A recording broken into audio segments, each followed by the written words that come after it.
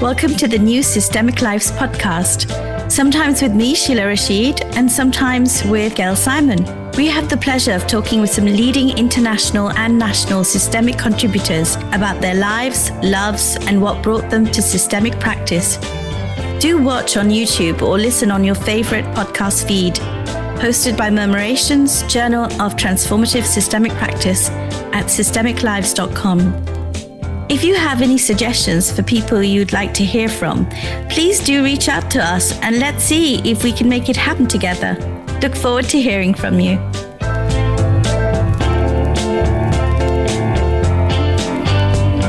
I am absolutely delighted to have a very special guest today, Froma Walsh. Froma, welcome. Thank you. It's a pleasure to be here. Now, Froma, we're going to hear a bit about you. As you know, the Systemic Lives podcasts are a conversation about your personal and your professional kind of trajectories and journeys.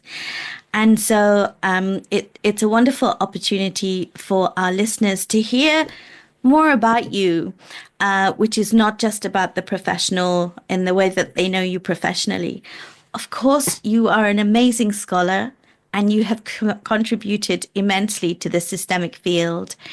And you're most well known for your work around resilience, which is a really important area, topic, subject, lived experience. There's so many ways in which to describe that. And before we go a bit more into your professional kind of experiences and what you're known for, I'd really love to hear a bit more about you. And so it would be, I guess I'm really curious, firstly, about where you were born and the time that you were born, what was happening for maybe your parents around the time you were born. Well, that's quite a story in itself. I was born in Kenosha, Wisconsin, which is a small factory town just over the border north of Chicago. So I'm a Midwestern girl at heart, like Virginia Satir, although she grew up on a farm. And I was born and raised in that small town on the wrong side of the tracks.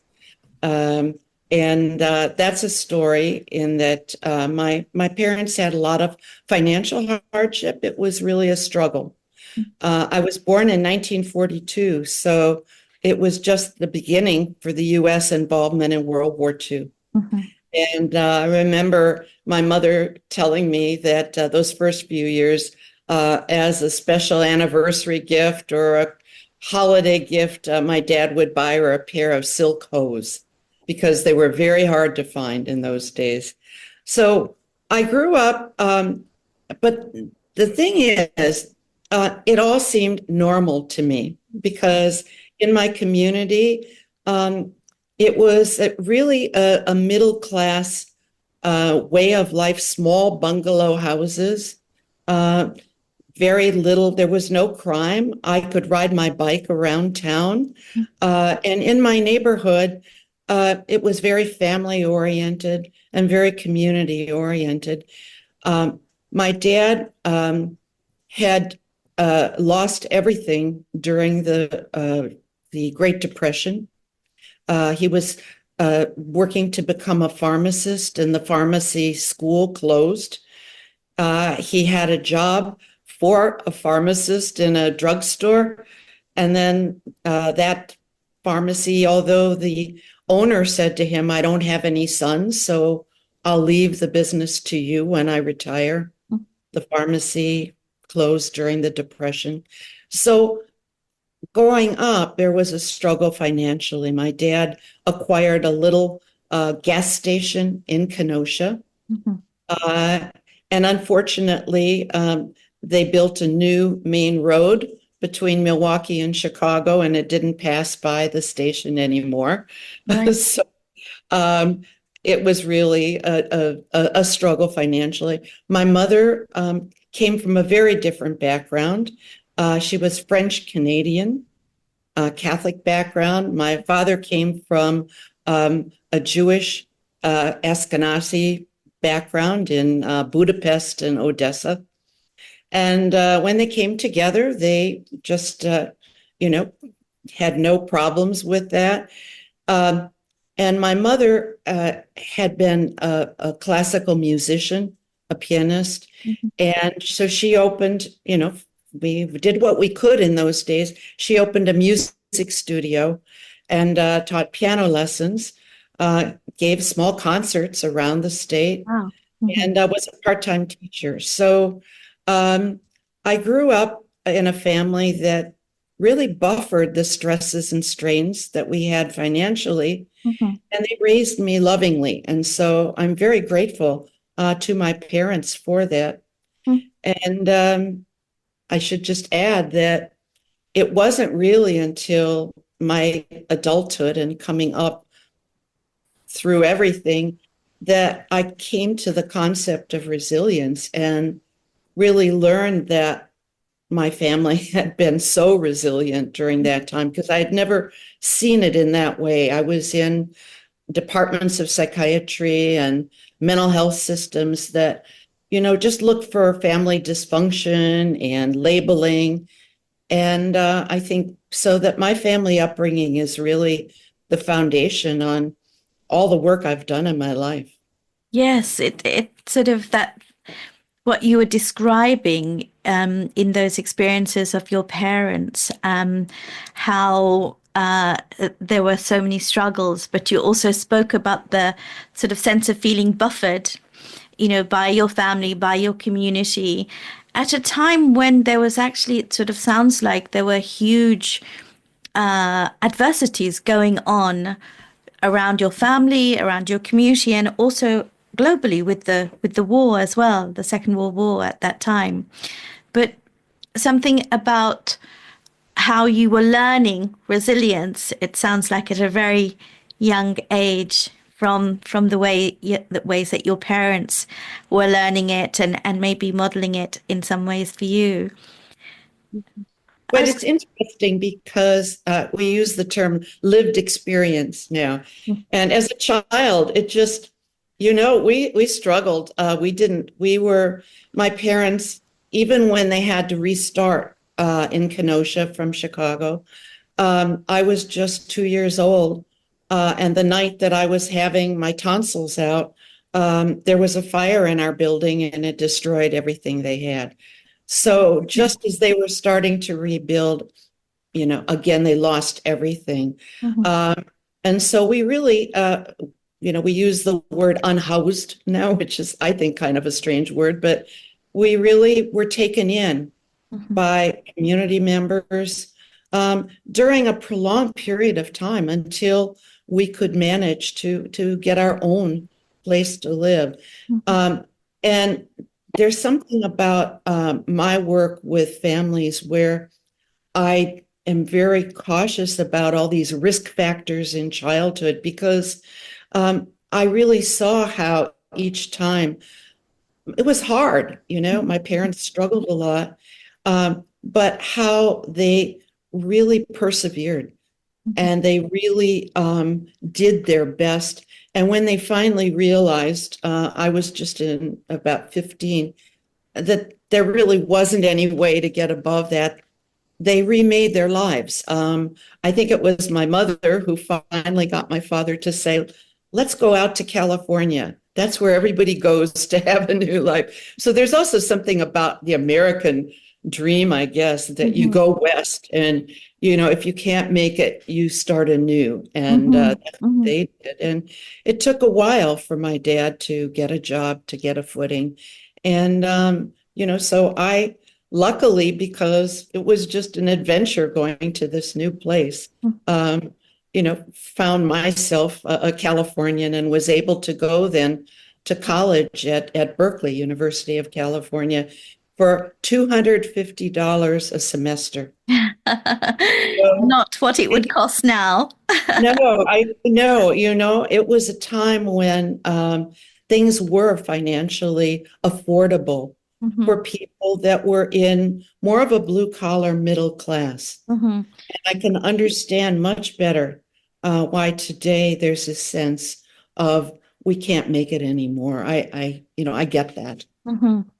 So the sort of real kind of theme of uh, this sense of being able to start afresh, a new renewal, and I it can see some of the way you language how you experienced it. You were talking about it being as a sense of adventure at a time when your parents were also starting again, going away from the community that they knew. I was wondering about your siblings. Did you have any siblings? No? Are you the only child? Uh, I was an only child. My parents married a little later, Mhm. um, but I had my dog Rusty. Right. And that's why I've always been very much a pet lover. I don't know if you know, but I've written 2 articles when my dear friend and colleague Evan Imber Black was the editor of Family Process. She would talk about her cats, and I would talk about my dogs. And she said, "Froma, you've got to write about pets because nobody's paying attention." So I ended up writing 2 articles for a special section Right. on the human animal bond, which, even though I wrote that more than 10 years ago, apparently this is a growing field now, and people are still looking at what's the significance for attachment, for adversity, for resilience of companion animals. So yes, it Absolutely. was my dog Rusty. So you really interweaved your kind of experiences, your lived experiences, as you were talking about Absolutely. earlier, with your professional, and of course, pets are so incredibly important, to families. They are part of the family, and so you were again a real kind of pioneer in a trailblazer in some ways, in kind of thinking about including pets as part of what kind of not only helped people feel connected and maybe less isolated, less alone, but also as really important kind of ways to cope and manage with difficulties too. So you had Rusty as your companion, and I'm wondering when there was the 4 of you and you were growing up, are there particular kind of memories of, say, like dinner table conversations or particular kind of events or moments in your family that really stood out for you in terms of what you kind of took away in terms of values or things that were important to your parents that you think they kind of gave to you or handed down to you? Mhm. Well, it's funny, and I'm now at the life stage when I just wrote a final professional book on working with loss, complex and traumatic loss. But I think I I never saw myself as a trailblazer. It was more that, and Monica McGoldrick and I have had many conversations about this, about life transitions. And I think I'm now writing more about my mother, about my dad, about their lives. What I needed to do was I needed to understand them, who they were as persons, because as a child, it was just everyday life. And um, I would say and the other thing that I've written about is spirituality. Mhm. And that would have been the last thing in the world I would have written about because it was very complicated in my family. My mother, as I said, came from a French Canadian Catholic family. We didn't see them much. They were in Montreal and up in the UP. And so we saw my dad's Jewish family a lot, but they had come very early in the 1880s, and they were German speaking, and they had much more of a secular, but maybe more of an ethnic identity than a religious identity. Mhm. So, uh, although when my mother married my dad, um, when I was born, she converted to Judaism. Mhm. And she said it was very easy for her because it was also part of the foundation of Christianity. So she felt like she was going back to, kind of the bedrock, the basics of it. And so there was something about my parents, they never preached. There was no, they didn't fight or argue. So I'm not very good in families that have a lot of conflict. And it might also be I'm a Midwestern girl. So they never explained or pronounced to me. It was kind of just the way they were. So my mother, because she was an organist, became the organist for the Jewish temple, the Reformed Jewish temple. And so I would go to services with her, but my dad didn't go because he had to work. And so there I was with my mother, the organist. But eventually it came to a place where she was somebody in the community said, well, anyway, that she wasn't really Jewish, even though she had converted. And my parents, they just said, we're organized religion, maybe not so much for us, but they remain very deeply spiritual. And I can't tell you what that was, but there was something that they gave me in the way that they, without pronouncing or it was never said, but life was all about knitting together diverse elements, challenges, and overcoming. There was something about it being an integration that was never seamless. That led me, I would say, in my career, that I'm never completely in one church or another. Yeah. But I feel that we are all part of a larger community with shared values, with shared commitments and beliefs. So that when I got to spirituality in my work, many decades later, and after my mother had passed away, as I told her, I don't think religion is very important in my life. After college, I should mention this because it was really important.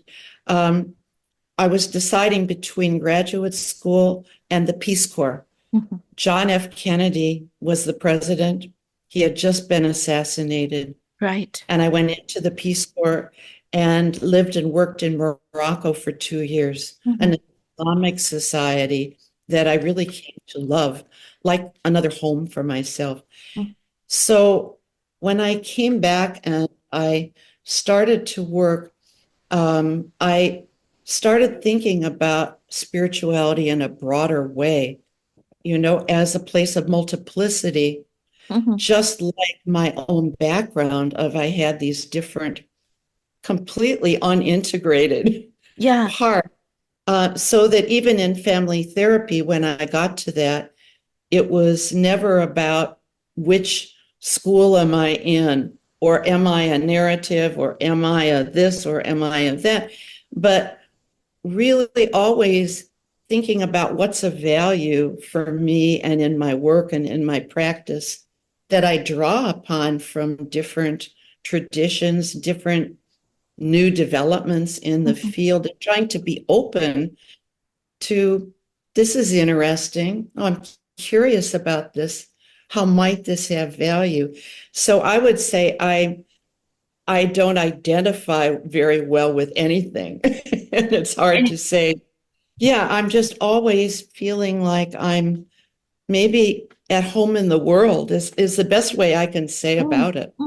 You're using that word knitting, and it's very interesting that you were talking about these different elements of your parents in terms of their background, your mother being French Canadian, your father coming from Budapest, or his family coming from Budapest, the different religions, and the different places that they inhabited. Something about that knitting that you were talking about, sort of that trying to make sense of really very different cultural kind of backgrounds, and also in terms of the way your parents were. So your father, you were talking about him working in the garage, being a pharmacist, sort of maybe having a much more practical kind of orientation. And there's your mother, who's very creative, a musician, and sort of giving recitals. I wonder how that impacted on you as a adolescent growing up. You were describing yourself as a Midwestern girl, and I was wondering what that meant, what that looked like. What were you like as a girl, as an adolescent? What kind of music were you listening to? What did you wear? What were you like? I don't know. I still have friends, and that's part of, maybe it's a stitching together. I have friends from every place and every stage of my life that I keep in touch with today. Because maybe it's over time too. It's like those touchstones. I just just a couple days ago, I emailed an old boyfriend from high school who we're dear friends now, and I see him and his wife, and they visited us. And because I had come across a radio show I used to listen to when I came home from school between Thanksgiving and Christmas called The Cinnamon Bear. And I found it, and it's still playing in some rural parts of the United States. And so I said, "Did you ever listen to this in California when you were 8 years old?" And I said, "But no, you were a boy in California. You were probably outdoors playing. And I was in the snows of Wisconsin, coming in from the cold, listening to the Cinnamon Bear." So I value memory a lot, and I value connection a lot across time and space. But I should add something because it's important. Do When I said I needed to know more about my parents and who they were, I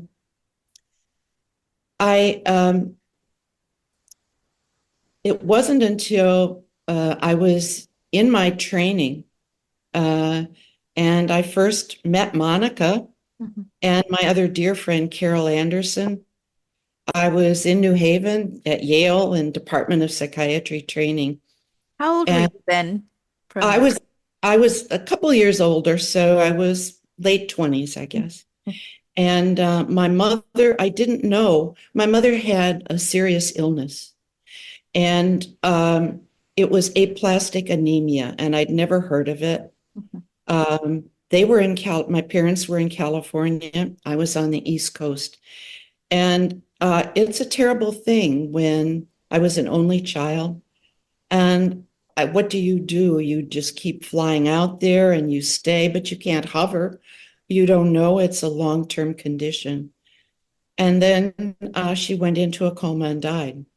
I'm sorry to And hear that. yeah, and in those years, we always thought, oh, young adults, it was this model, this terrible model of you march through the life cycle. And you detach from your family of origin, you're independent.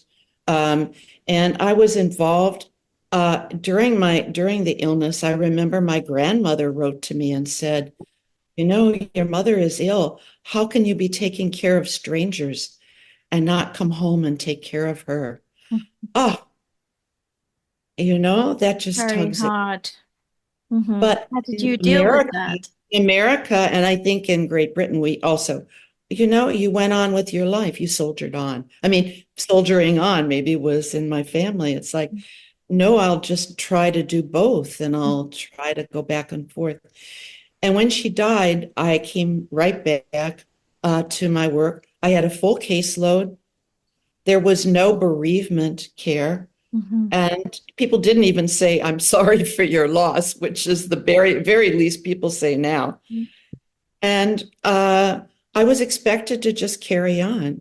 And so the grief just was suppressed. I don't know. It was minimal. And I remember I was engaged at that time, or actually, I had just been married, and I went to my in-laws for dinner a few weeks after I'd gone out to her funeral, and they didn't mention it, and the whole dinner. And that's how it was in our country. It's like, and I didn't think much of it, except I knew that they didn't want to upset me. Mm-hmm. They wanted to make a nice dinner for me. They wanted me to feel better. Mm-hmm. It was nourishing. They were, and they were doing something that meant well. And I guess I've always, because of my parents, this is the way they were, I always assume good intentions. Mm-hmm. Yes. So So the I, yeah, silencing, the sort of well, not that's just talking the about way, it. Did you exactly. see It's that as just a the form way of protection? it's just the way it was. Mm-hmm. But Monica and I Mm-hmm. started to become fast friends, and she had just lost somebody who was very dear to her in her life. Mm-hmm. My mother had just died, and we started noticing a lot of issues Mm-hmm. of unattended loss in the work we were doing. Mm-hmm. And she was in one setting and I was in another. I moved to Chicago shortly after that. And it was a conversation. And we started to think and write about that. And that's when we did our first, we did some articles.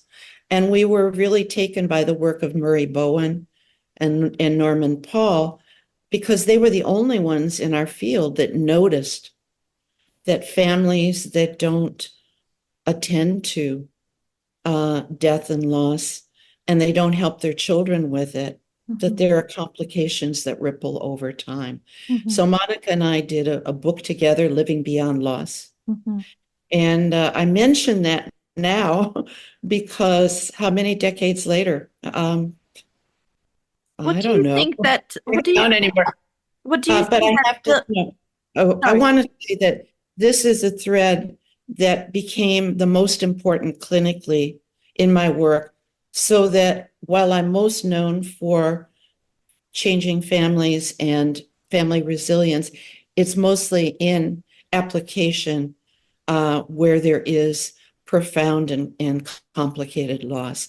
So just last year, I wrote my final book on loss and resilience because it's still not widely addressed in training and in practice. Mm, Okay, no. that's all I wanted to No, say. no, no, no. It's really, it sounds very poignant, what you're saying, because you started to talk about this part of your memory, because you were saying something about, your wish to understand your parents, and you were talking about that, and but also at the same time, I guess, you were also talking about that very profound sense of loss of your mother, and how it sort of again weaved into your work.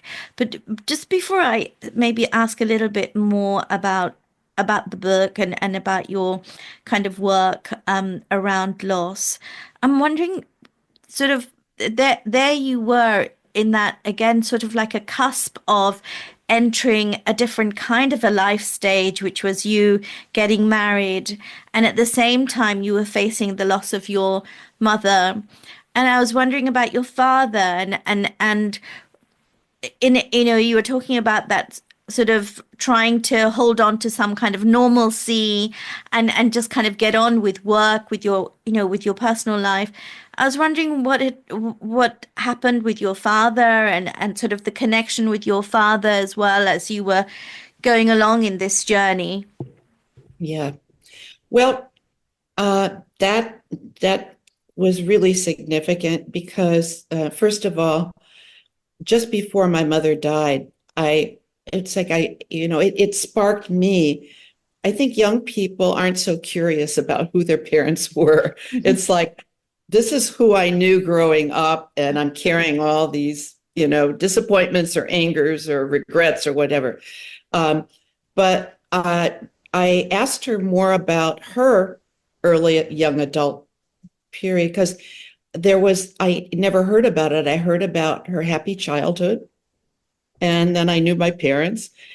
And I was pretty shocked when she said, well, I guess I can tell you, but I went to Catholic girls' school, and my cousin Georgina and I both joined the convent, and I was a nun for 17 years.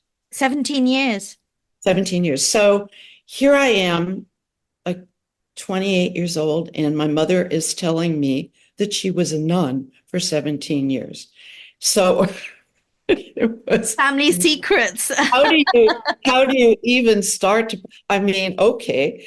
And luckily, both Monica and I, we met because we were both in therapy with a Jungian psychiatrist. Right. So very fortunately, my Jungian psychiatrist just did the best contextualizing and framing of that, and not as, oh my God, but how courageous that was of your mother to have left because she wanted a normal life. You know, they didn't do that in those days. You need to learn more about your mother. And then unfortunately, I had to do that on my own, you know, after she passed away, which is why I do value family of origin work for people who have lost their parents, because there's so many ways that we can get to know our parents, even when they're no longer here in our presence in everyday life. So that that led me, you know, to, and then she said, but don't tell your father, because I never told him. Oh. And I said, what? And she said, well, I was afraid because his family was Jewish that they wouldn't accept me. It was just too much. And so again, it was like, oh, okay, I get that. I understand that.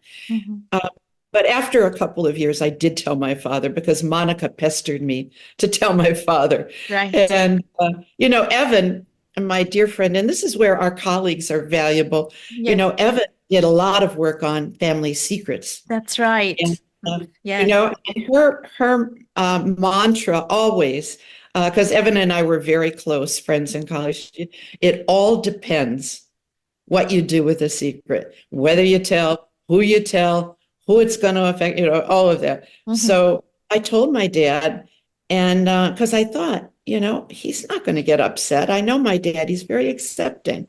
And he said, first he didn't believe it. And then he said, well, I don't know why she didn't tell me. It wouldn't have made any difference for me. And here my mother had kept that secret all these years because she was afraid of not being accepted.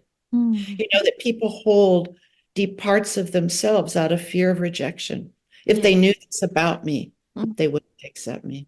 Yes. Then I realized I better learn more about my dad too, because he was the one I had the harder time with. And Monica was a great help to me for a couple of years, because I really thought, you know, if because I didn't go out to visit my dad for a few years after my mother died.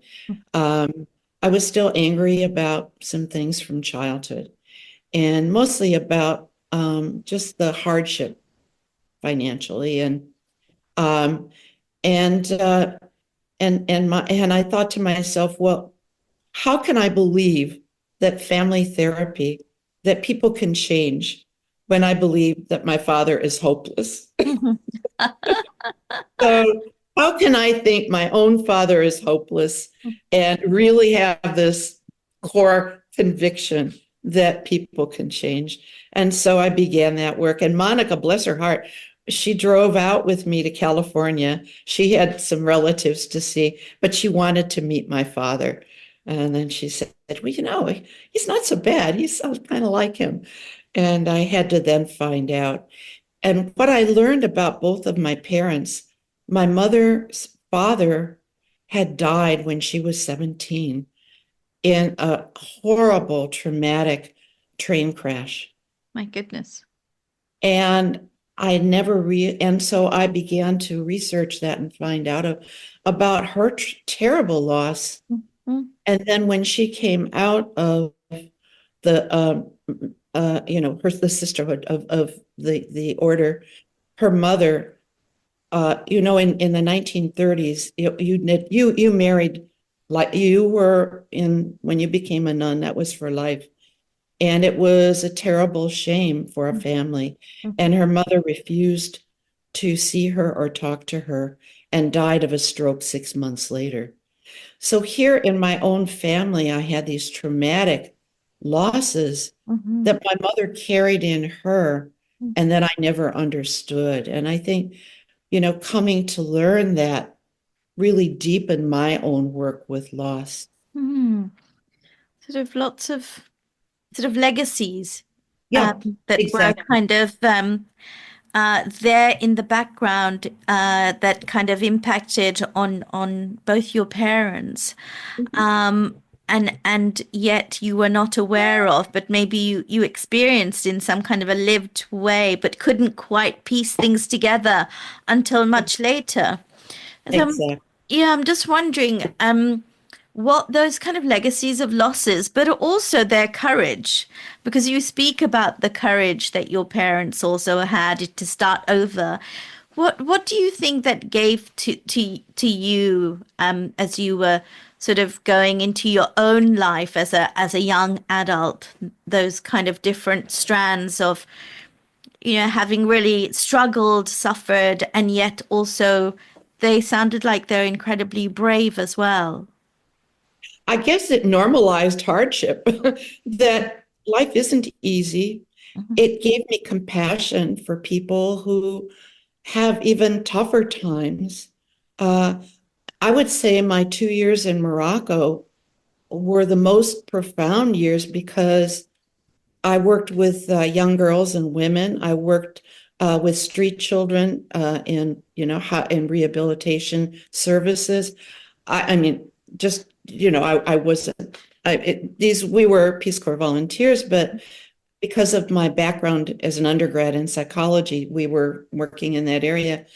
But I saw people who had very little in terms of financial, but the resources they had in extended family relationships Mhm. and in their faith and the value of Islam in everyday life in helping them. I think those were really powerful for me in coming back home and looking at our nuclear families and the loss of extended families and how we didn't have all of those connections that can support people through hardship, Mhm. or how in the US, it was really the Black church that was that connection for African Americans through slavery and Reconstruction and beyond. Mhm.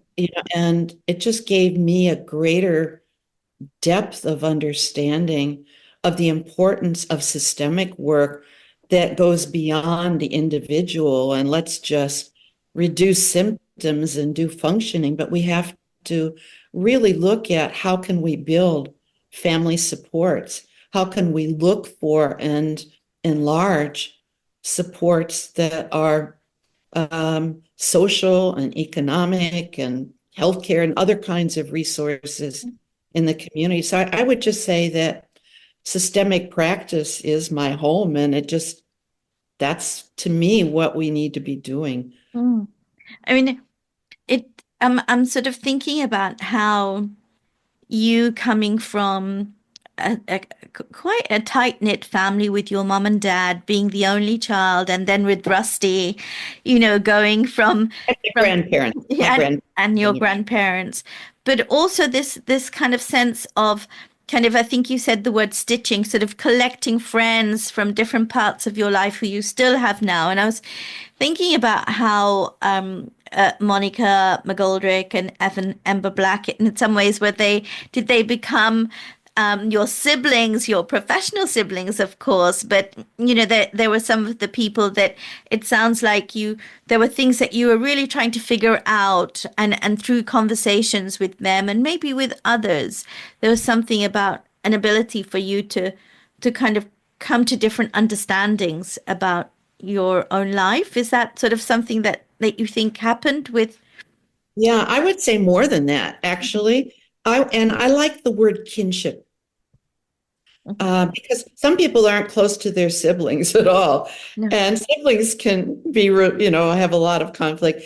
But there's something about the kinship that's friendship, collegiality, but there's also gender that comes into this. And I think that was another piece that really was strong to be. First of all, my mother wasn't like the other homemakers in the 1950s with the apron and being at home with my dad coming in.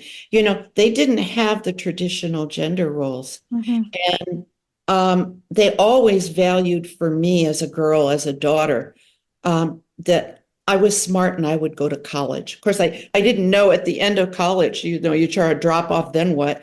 And I guess at those days, my friends got married and had children, because in those days it was still what women did.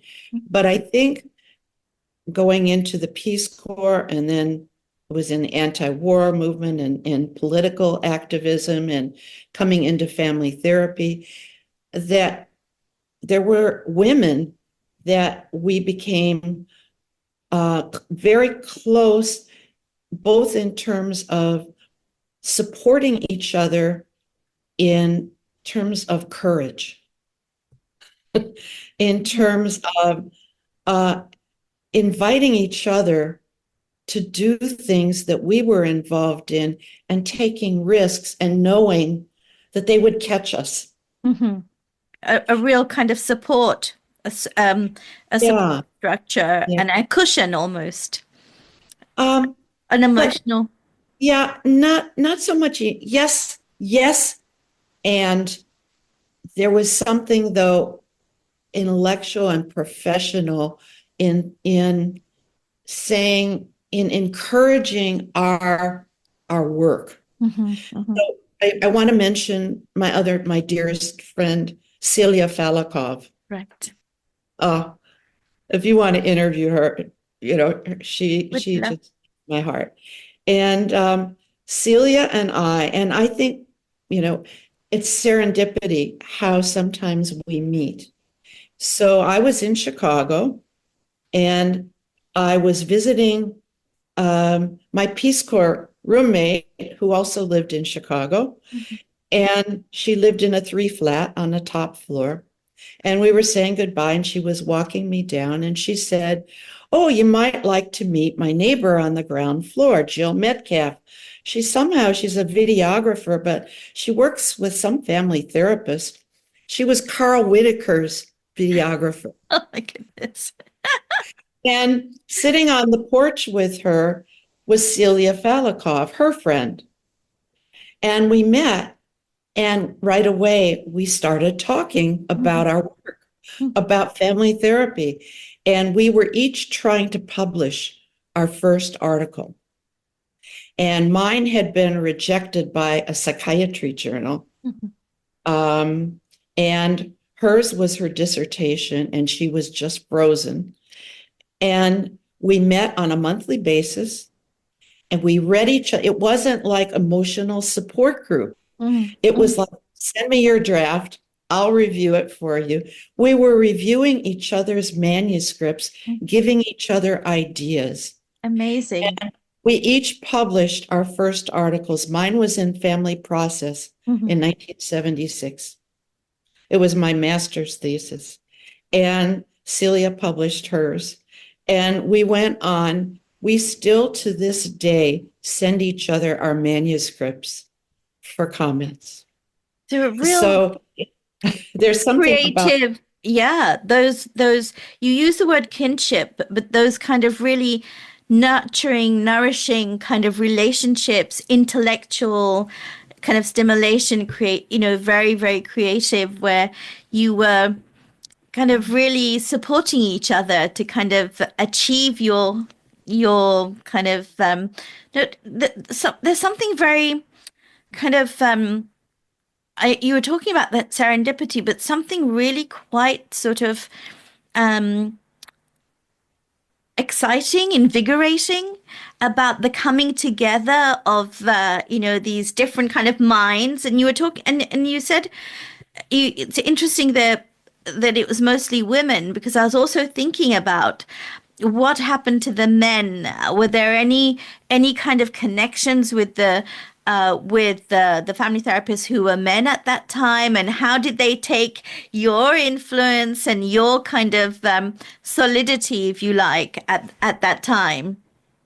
Well, Monica and I have had some conversations about mentors because in those days, men were in charge of everything and men were advanced.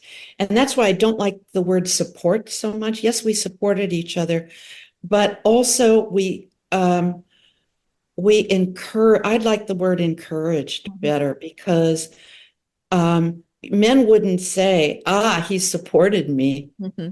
They wouldn't say that. Right. They would probably not even notice or, that there was a senior man who opened the door for them. Do you Or think who, it kind of diminishes that word support as diminishes women, kind yeah, of? women, it's about support. It's Yes. about emotional support. No, it's like Monica, a good example. Well, but I want to talk about gender. Okay. Yes, no, I can hear about that gender. Because Go ahead. I first became aware really of it in Morocco because, of course, you would go out in rural areas. We knew about, women were at home, they were raising children, and at that time, they wore a veil in Morocco to go out. But because of the French influence and Western influence, as soon as they got indoors, they had, Western factions and lipstick and the whole thing.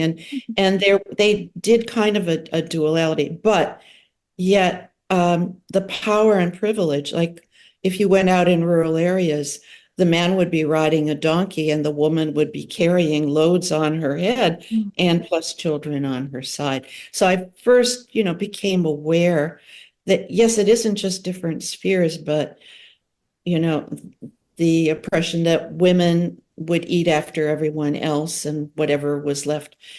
But it was then in the field, I was in, I started becoming aware of gender in couple relationships in the late 60s and in our own field where we would have conversations at the forefront of, it was alternative psychiatry. And we were at the forefront, and it was, who was that Brit who did?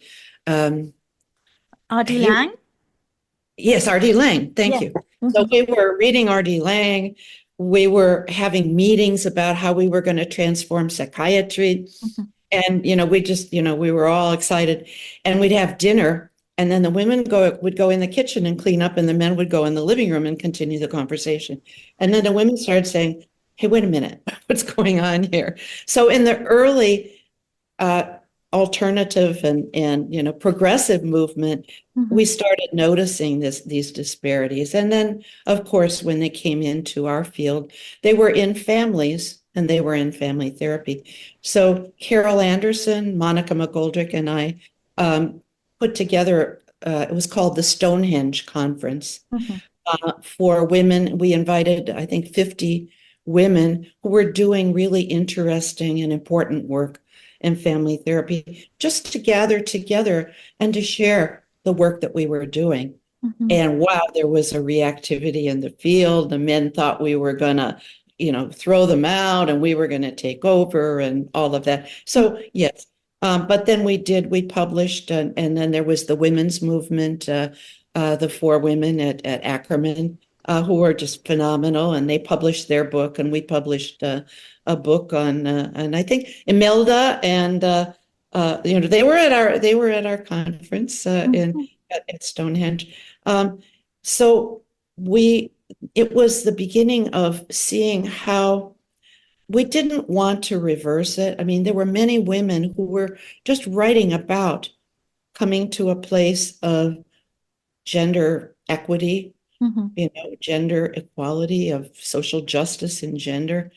And that was in mid 1980s. And it's hard for me today to see that, we still have some of those struggles. We've come part of the way. Yes, I was going to ask you, sort of, having been involved in these kind of noticing these gender differences, these kind of inequalities. I mean, it's very interesting what you're saying about how you noticed it so dramatically in Morocco, with the man on the donkey and the woman kind of carrying behind, probably walking behind. But in a way, it sounds like from what you were saying in America, and of course, those kinds of gender divide, divisions, inequalities were going on, but in a different kind of way. And you took again a very bold step of having this conference, which was women only. But I'm really curious what you're saying about how do you think where do you think the gender kind of divide or politics is now in family therapy?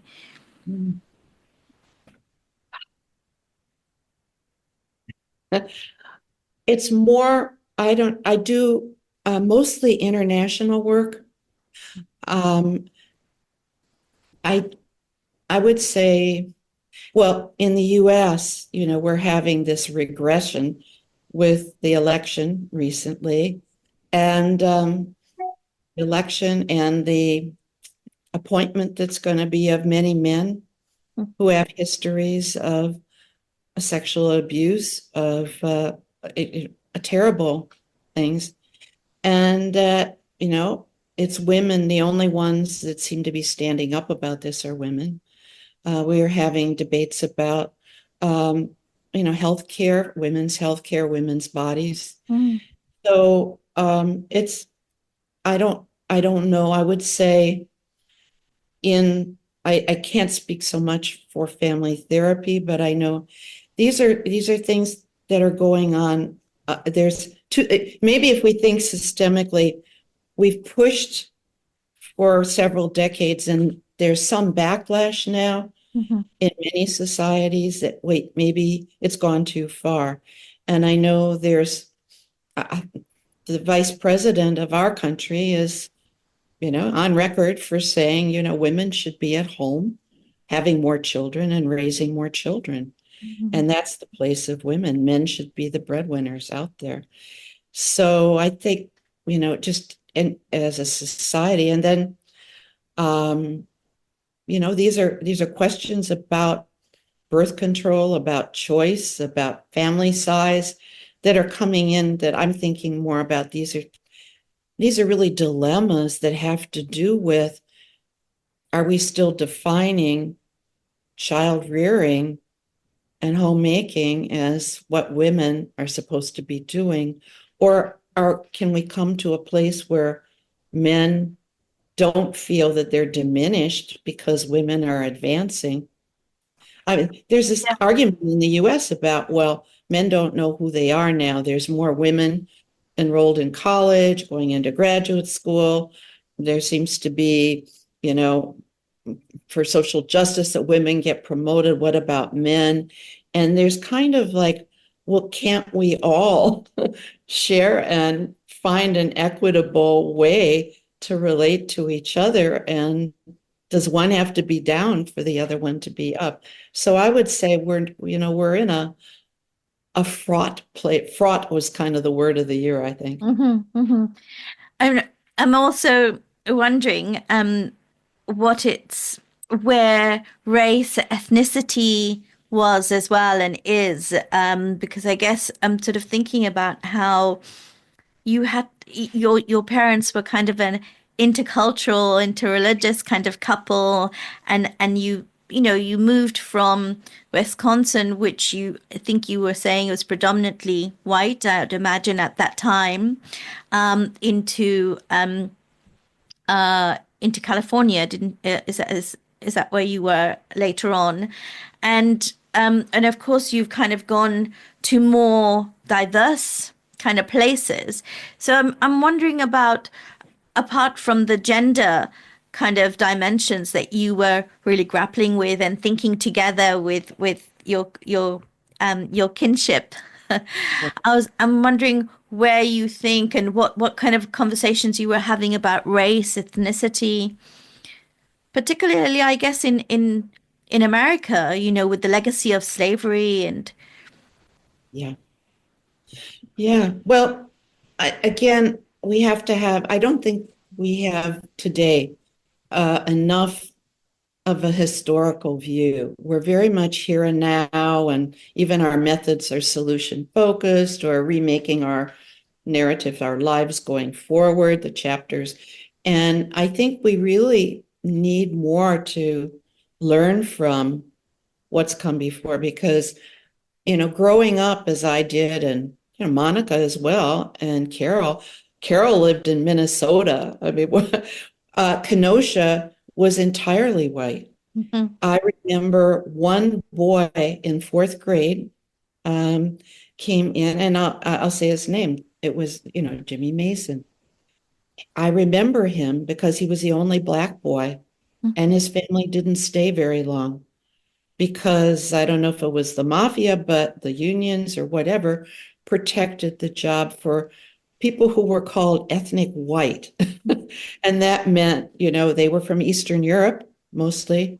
Their parents or grandparents had come as immigrants, and the jobs were protected for whites. So, they moved out of town. Even in California, there were neighborhoods, and I didn't know about redlining. I didn't know that blacks couldn't live in my neighborhood. I knew that Mexican Americans lived, one town over. I lived in the valley, so, each neighborhood had its own, Communities. Mhm. and there was really a lack of meeting place, a lack of getting to know one another that I'm afraid with the pandemic and with the political polarizations that people have been retreating even more today Mhm. back into gated communities where they're fearful about others that aren't like them. Mhm. I was fortunate, just Morocco, just coming to love and really thinking about making my life permanently there. I loved it, and I just felt very much at home. Was that your Um, first exposure to kind of a place that was so different in terms of culture, I religion?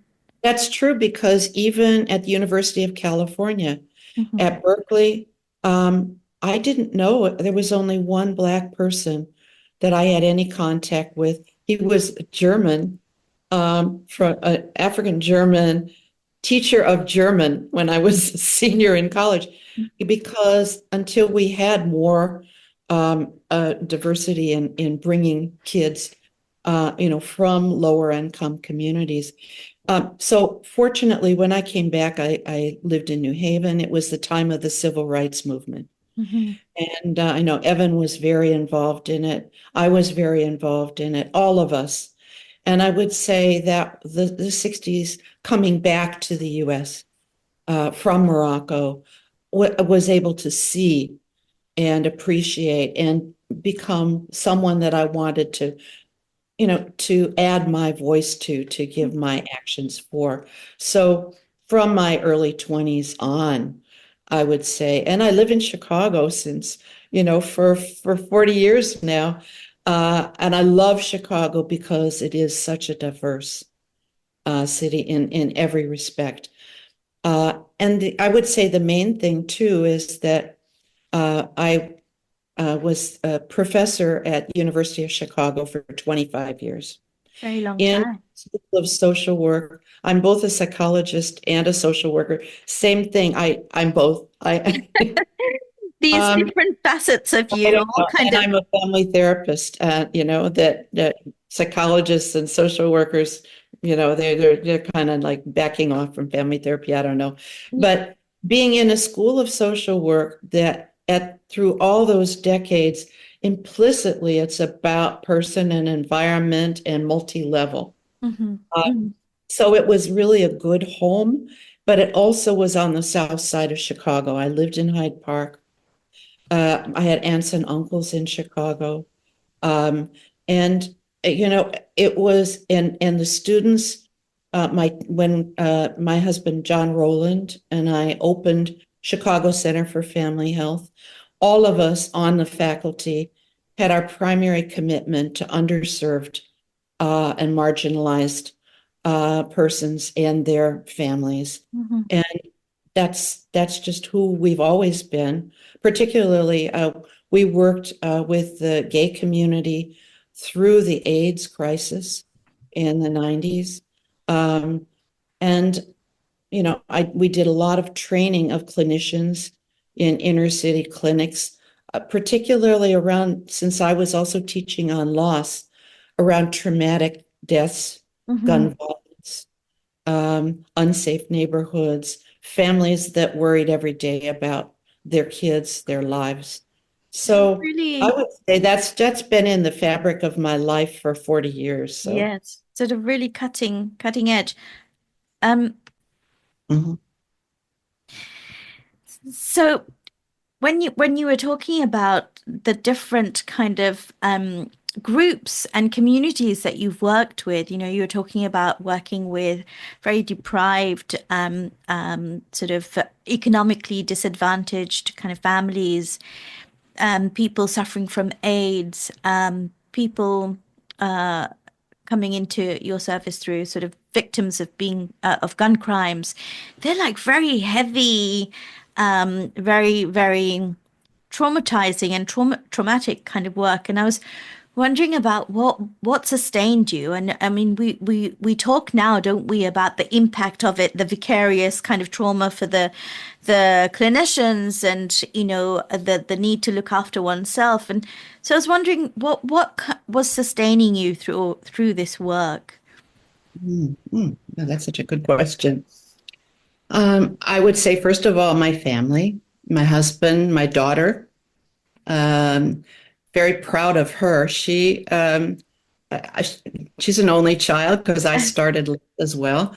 And she is blessed. We're so proud of her. She is now the global advisor for mental health and psychosocial services in humanitarian context with International Medical Corps, works with WHO and all the different international organizations for training. I love the way they think about it. It's all about training and capacity building in places in high need. She travels to really very hard places, Ukraine, and they work everywhere in the world, in Gaza and Sudan. Wow. So Really I would tough places say, to be. yeah, we're very close, and I do puppy sitting for her. She lives in New York now, and that's very nourishing. And my friends, I had a friend from college just call. That was the ringing you heard a few minutes ago. We touch base every few months, and um, I don't like the word retire. My good friend Lorraine Wright, who was in Calgary. I don't know if you knew her. She was fabulous. She did generations of nursing in family therapy training, and we ran into her in Southeast Asia, and she said, "Well, she retired from the university, which I did as well. I'm a emeritus status, but she liked the word preferment."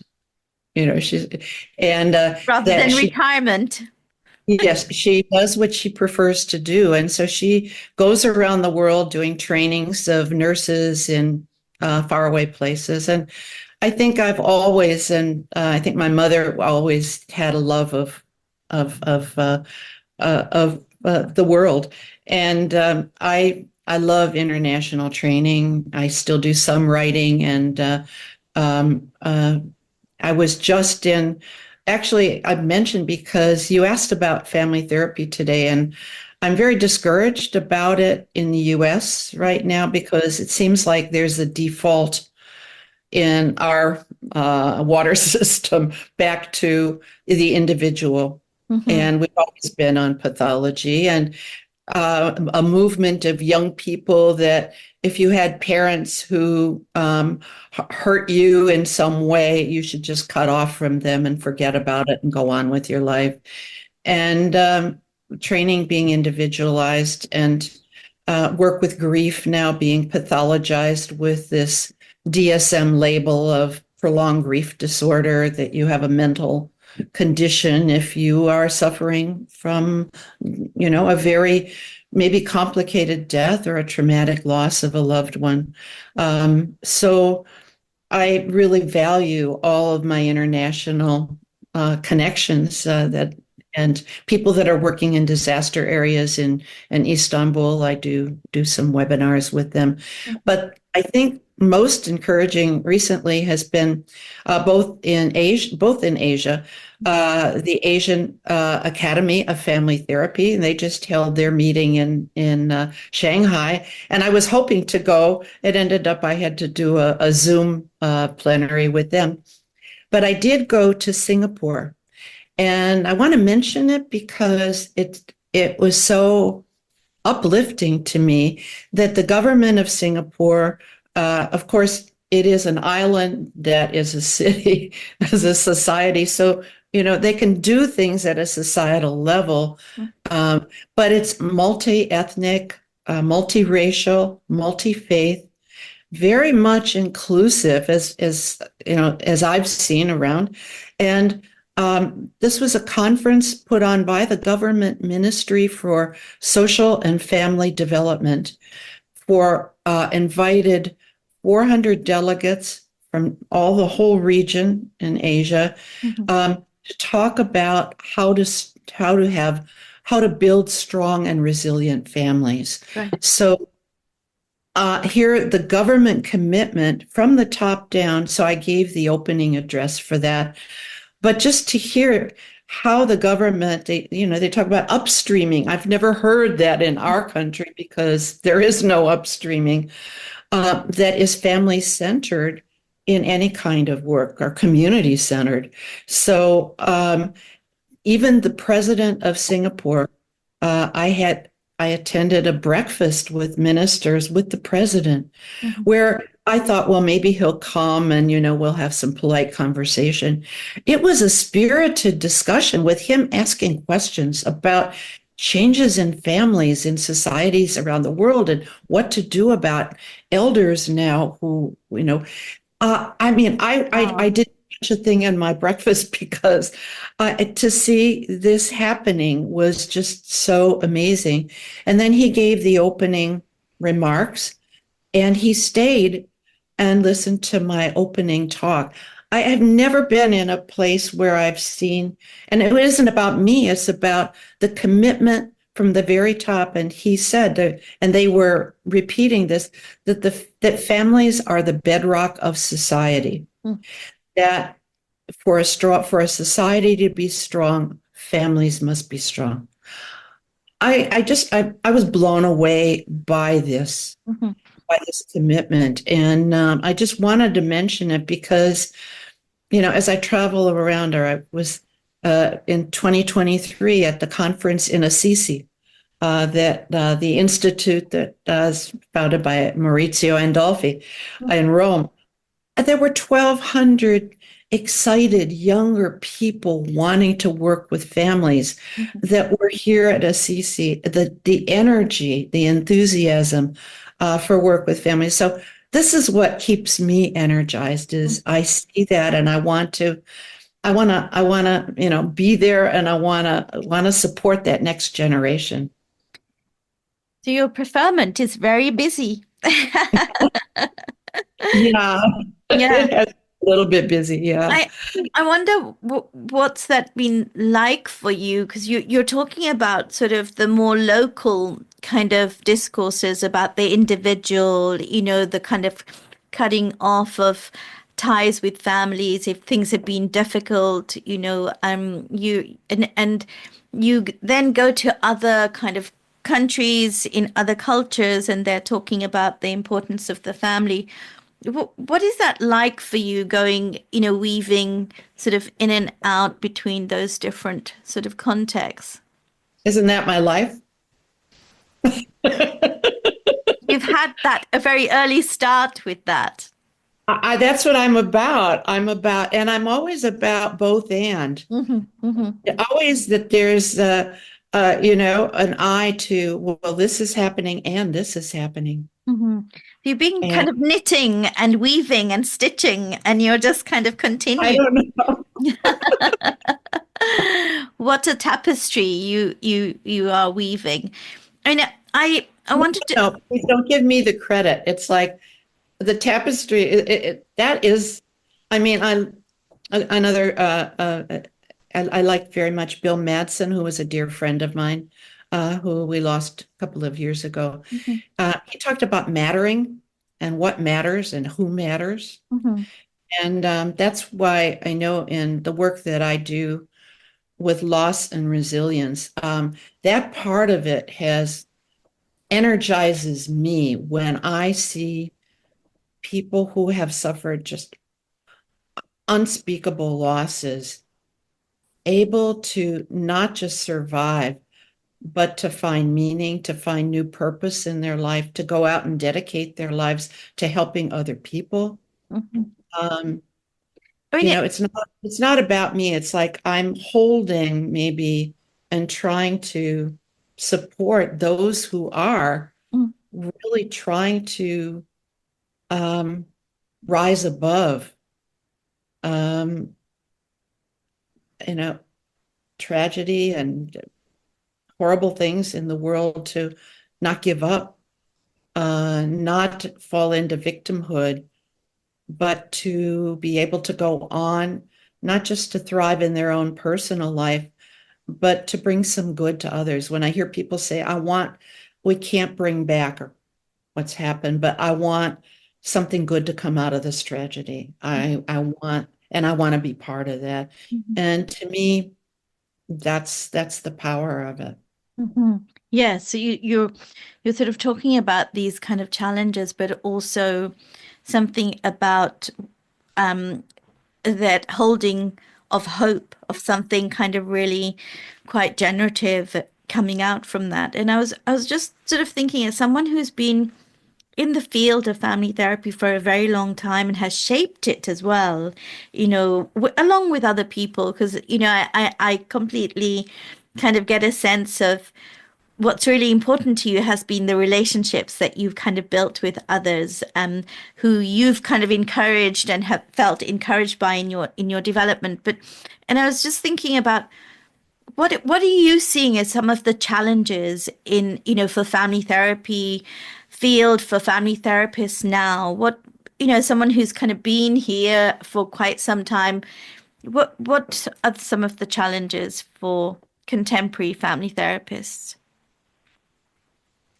Well, I mean, it's the challenges of the economics of being, being able to support yourself with what you do.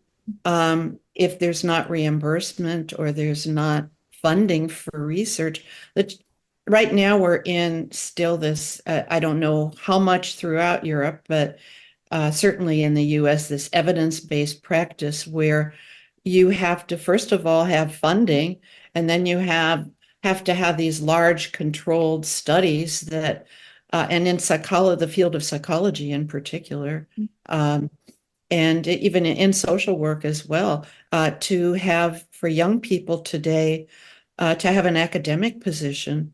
You can't just be building theory. You can't just be doing training. You have to be bringing in grants. You have to be having funding and doing these large scale research things that give you the kind of credit that's needed if you're going to advance your career and you're going to get tenure. This is a struggle. I was one of the founding people, along with several people I've mentioned, in AFTA, American Family Therapy Academy. And, it's now at a place where, we valued this coming together once a year in these meetings. You have AFTA, I know you have meetings in the UK. Mhm. John and I presented in Edinburgh one year. But those are really valuable in person, where I think I worry about everything being on the internet, being on social media, being on the phone. Here we are, and we're doing the best we can, and it's great. Yes. Um, it is great because you're a great person to have a conversation with. But to have this 2 hours to have an in-depth conversation, it doesn't happen enough. Mhm. People are overscheduled.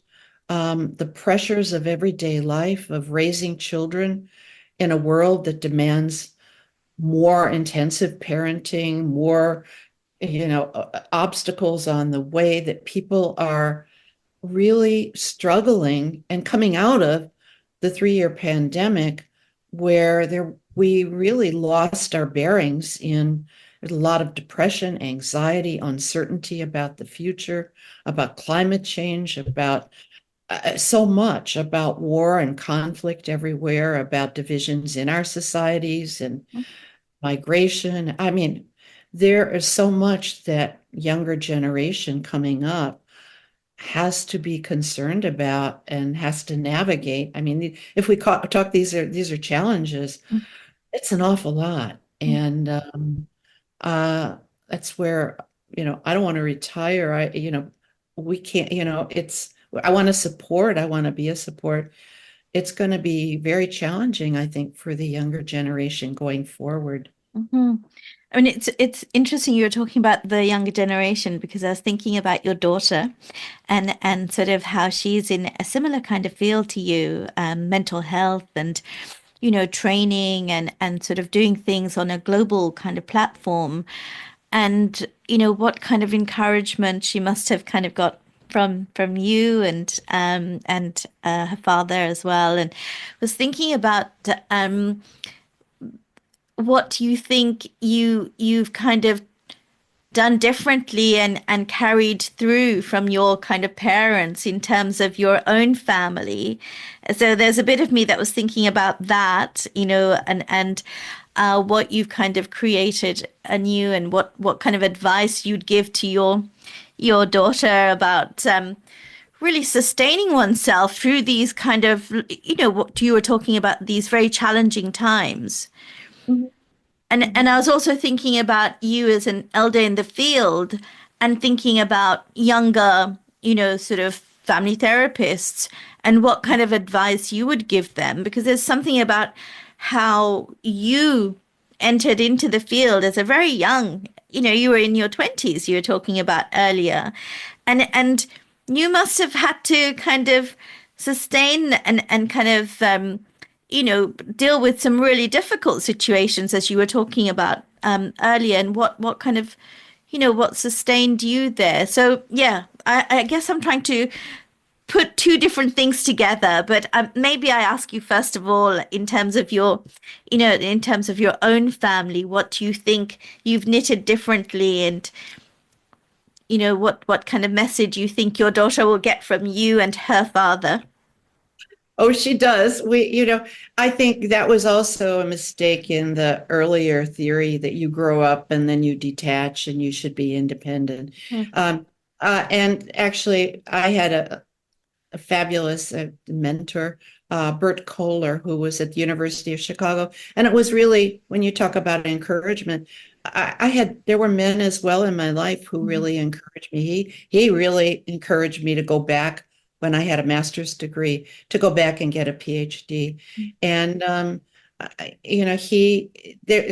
he had done his own research in Boston in blue collar families. And he said, we got this wrong about you grow up and then you're on your own. He said, particularly in blue collar families, they see their mothers, they talk on the phone every day, they keep in touch. And I know I do that. My friends do that, especially with daughters. We notice there is a difference. And so we're lifelines. I like that word, lifelines. Mhm. We're here.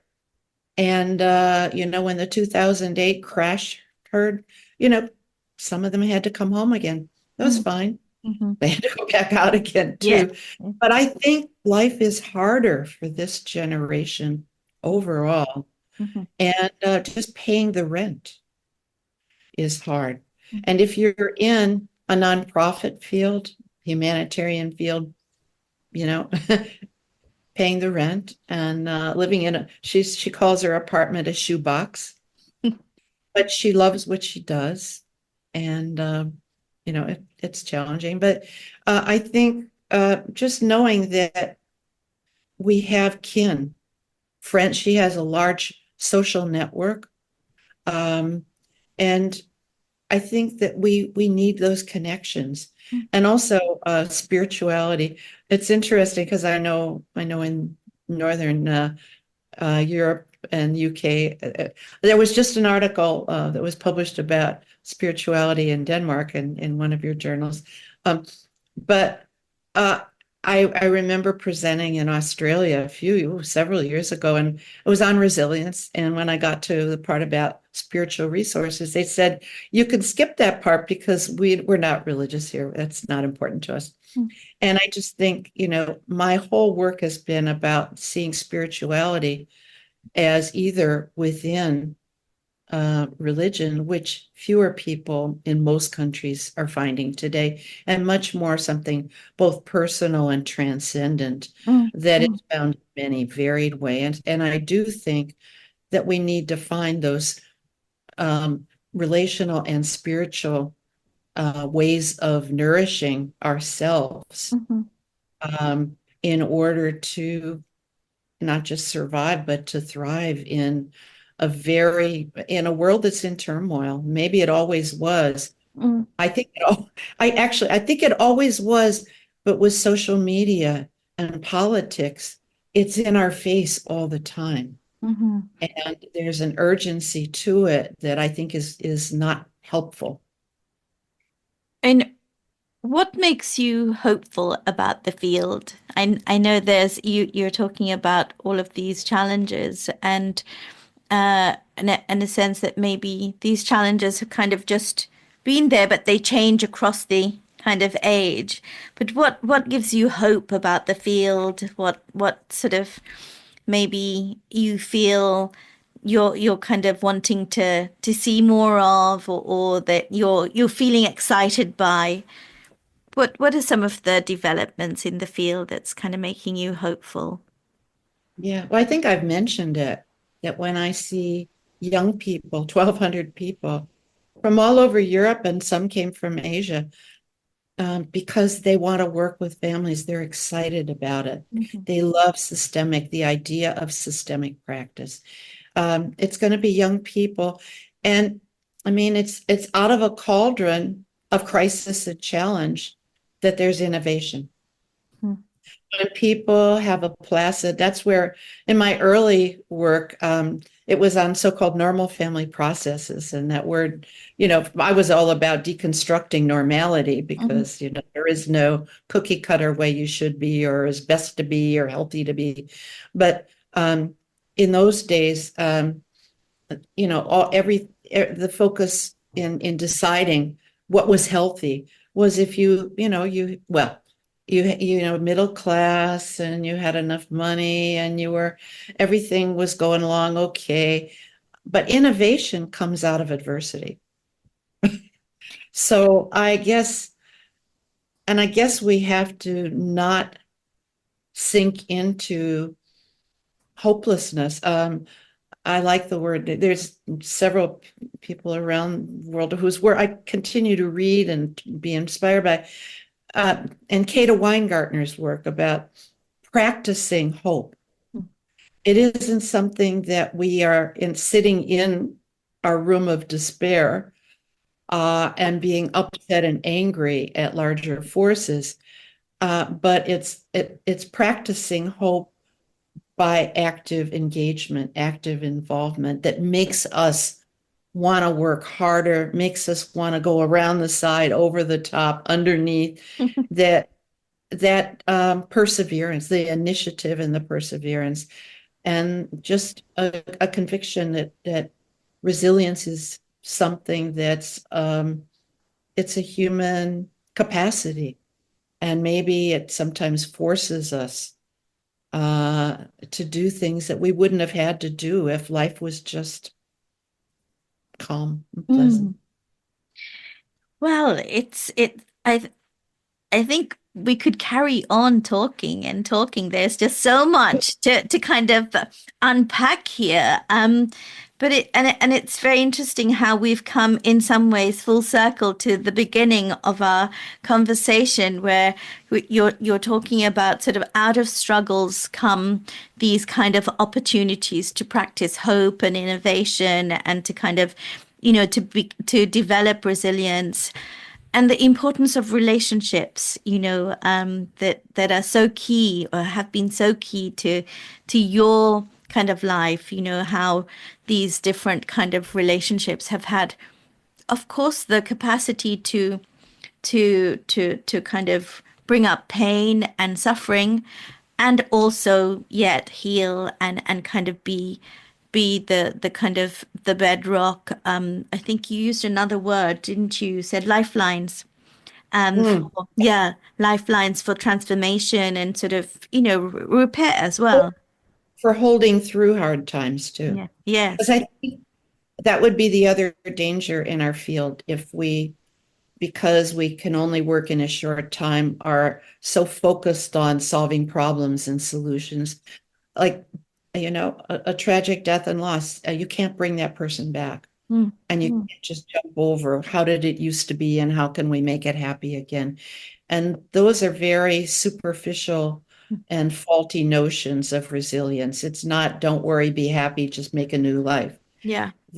As therapists, as people living at this time, we have to experience the grief, the sadness, and we have to, as therapists, be comfortable and provide a safe haven for our clients, and we have to be able to bear it and yet not sink into it, help them then to rise out.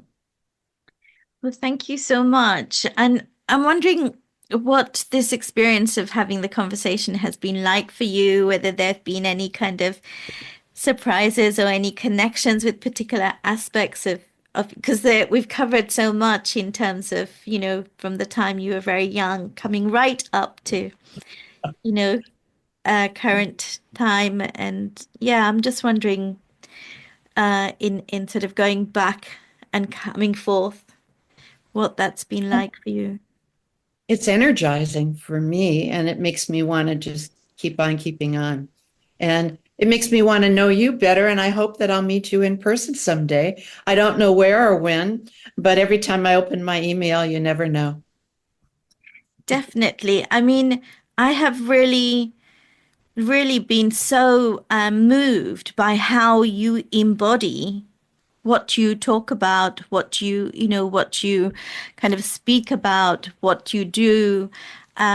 That sort of sense of both and, but also these different kind of complexities and different kind of dimensions, these kind of different aspects of, your legacies from your parents, the gender difference, the hope and despair, the trauma and adversity and resilience. You really embody that sort of sense of being able to hold these so many different kind of, might feel as though they're contradictory and opposing.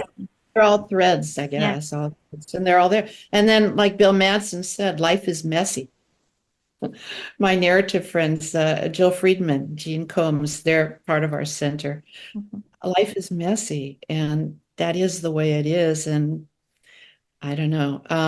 But also, let me say, I've gotten old. And if you had talked to me 20 years ago, I don't know more than I did 20 or 40 years ago. When I look back, I probably was saying the same thing. But maybe I do think that there is maybe it's more of a spiritual, I'm a little bit more Buddhist than I was when I was younger, and kind of like coming to see, I hope I'm around longer, and I hope that, everyone out there carries us further.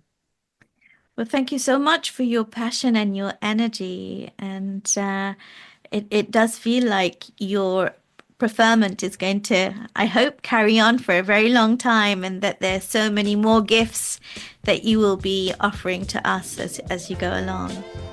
Thank you. You're very welcome. It was just delightful. Thank you. Hope you enjoyed the conversations as much as we have. Please get in touch and let us know what you liked, what resonated for you, and who else you might like to hear more from. Please feel free to share with others in your personal and professional network. Rate this show on your platform, and let's create our Systemic Lives community.